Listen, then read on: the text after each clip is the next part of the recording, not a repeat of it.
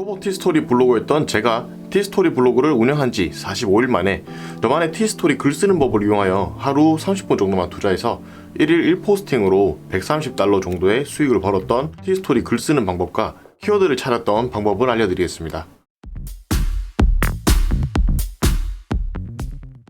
반갑습니다. 부업 알려주는 비컬입니다. 요즘 생각보다 정말 많은 사람들이 티스토리를 배우고 있고 실제로 블로그를 만들어서 운영하는 분들이 정말 많으신데요. 그만큼 현대인들이 부업에 대한 관심이 많이 생기기도 했고 시국이 시국인 만큼 집에 가만히 있으면 뭐하나 돈이나 벌어보자 라고 생각하신 분들이 많다는 걸 느꼈습니다. 저 또한 한 달에 200만원을 모은다고 가정했을 때 10년을 모아봤자 2억 4천만원 밖에 되지 않는 현실을 파악하고 네이버 블로그를 시작으로 부업의 길에 들어서기 시작했는데요. 이번 영상에서는 제가 앞전에 올렸었던 티스토리 블로그 주제를 정하고 시작하세요. 영상에 이어서 티스토리 블로그와 저만의 키워드를 찾았던 방법을 알려드릴게요. 저의 영상을 꾸준히 시청해 오셨던 소중한 구독자님들은 아시겠지만 저는 티스토리 블로그를 다른 블로거들처럼 네이버나 구글 등등의 외부 검색 플랫폼에서의 유입을 노리기는 조금 어렵다고 판단했고 애초에 티스토리는 다음 기반의 블로그니까 다음에서의 검색을 노려보자 라는 생각으로 다음 검색 엔진을 주로 사용하는 40대 이상의 연령대들의 니즈에 맞는 트로트라는 주제를 선택했습니다.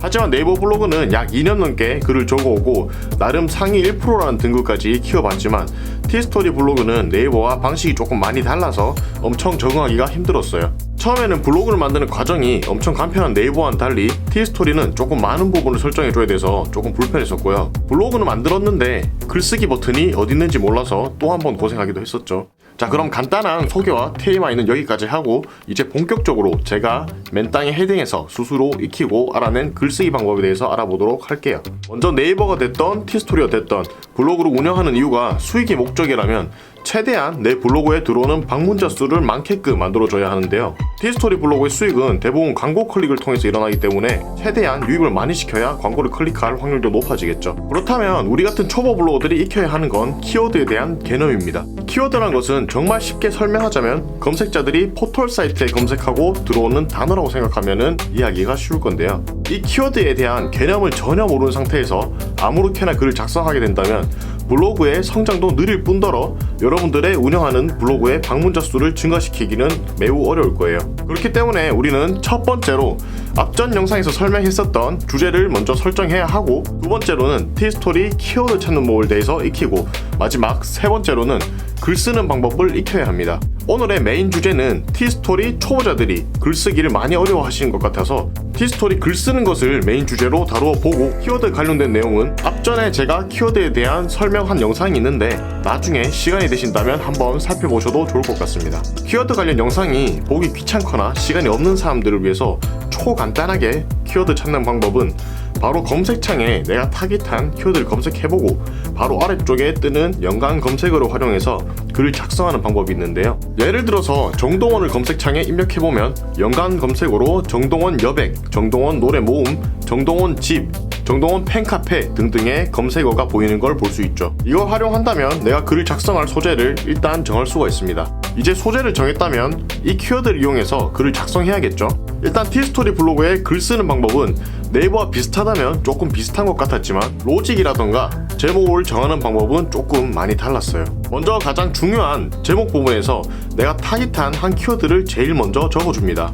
예를 들어서 정동원 여백을 키워드로 잡았다면 제목을 정동원 여백, 눈물비, 노래 모음 등등의 조금 비슷한 주제이면서 연관 검색어에 있었던 단어들을 한 번에 작성하는 방법이 최대한 내 포스팅이 많은 검색자들로부터 노출되는 좋은 스킬이더군요. 제목을 정했다면 이제 내용을 적어야 되는데 일단 본문에도 키워드란 것이 있어야 합니다. 본문에 삽입하는 키워드를 잘 모르겠다면 내가 정한 제목을 복사해서 글쓰기 가장 상단 부분에 제목을 한번 복사해서 붙여놓으시고 제목 1 또는 제목 2를 클릭해서 강조해주는 것이 내가 작성한 포스팅의 주제와 연관이 있다고 인식을 하더군요. 티스토리 글쓰기와 네이버 글쓰기의 조금 다른 점은 티스토리는 사진의 개수가 별로 중요하지 않아 보인다는 겁니다. 사진이 한 개에서 두 개만 있더라도 양질이 좋은 내용을 담고 있으면 상단에 노출이 잘 되더군요.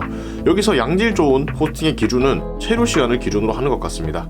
그리고 네이버 블로그에서는 링크를 난사하는 것을 별로 좋아하지 않는 편인데 티스토리에서는 주제에 연관된 링크를 많이 사용해도 크게 타격을 받지 않았습니다. 그 다음으로는 사진과 글을 적어야 하는데 저 같은 경우는 주로 핫한 주제였던 트로트를 주제로 하기 때문에 가수 사진 또는 TV 프로그램의 장면을 캡처해서 글을 작성했습니다.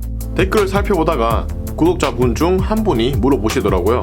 이슈 키워드나 TV 프로그램 관련 키워드를 작성할 때 사진을 막 사용하면 저작권에 걸리지 않나요? 라는 질문을 받았었는데요. 저도 사실 잘 몰랐던 부분이기 때문에 이와 관련된 정보를 알아봤는데 대부분의 TV 프로그램의 장면을 캡처해서 사용하는 것은 웬만하면 프로그램 홍보도 되고 손해볼 곳이 없으니까 가만히 놔둔다고 하는데 TV조선의 프로그램들은 신고를 많이 한다고 들었어요. 그렇기 때문에 되도록이면 프로그램의 사진을 캡처하기보다는 관련된 인물들의 인스타에 들어가서 개인이 올린 사진을 캡처해서 사용하는 것이 조금 더 안전하다고 하더군요.